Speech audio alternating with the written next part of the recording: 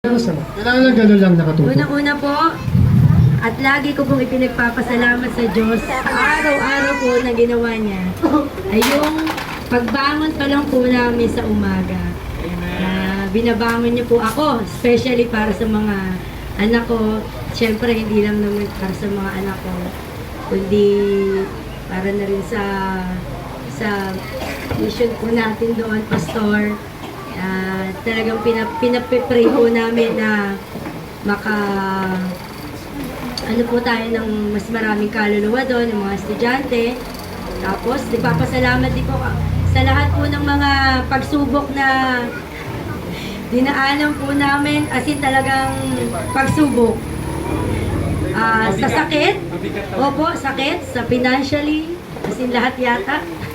Parang pinakiyaw ko na. Opo. At yun nga po, nagpapasalamat ako dahil hanggang ngayon, malakas pa rin. Sa kabila ng kalusugan ko po, hindi naman po lingid sa inyo na sa ganitong edad ko, meron na ako, na may diabetes. No?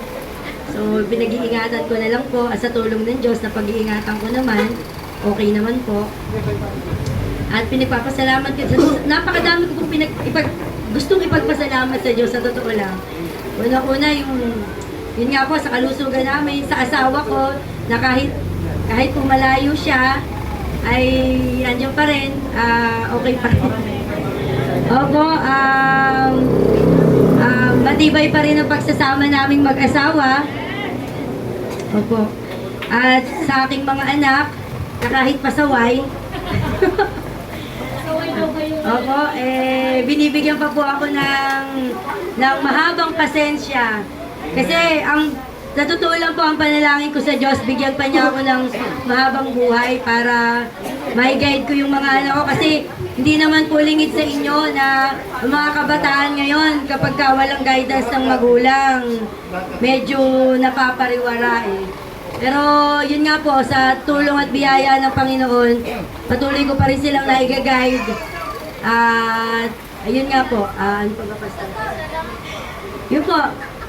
Salamat po. At nagpasalamat din po ako, Pastor, sa Living Light dahil tinatanggap pa rin po niya kami dito. Walang lipatan. Walang lipatan. Opo. Kahit na every Sunday pag nasa Baguio po kami, ay online po yung opo. Sana po.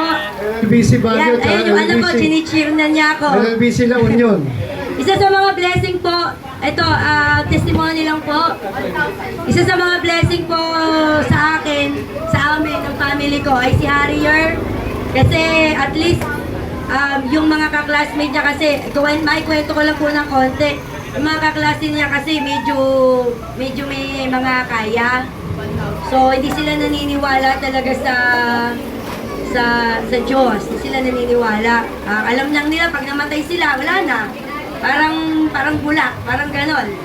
Pero dahil nga sabi ko nga kay Harrier, siguro anak, ito ang mission mo, na maging guidance mo, maging guidance ka sa kanila. I-share mo kung ano yung natututunan mo na pag-aaralan natin every night kapag nag-Bible study tayo. So, yun po. Tapos nagpapasalamat din po ako sa kapatid ko dahil kahit wala kaming bayad doon sa bahay, okay naman po kami doon. So, yun po.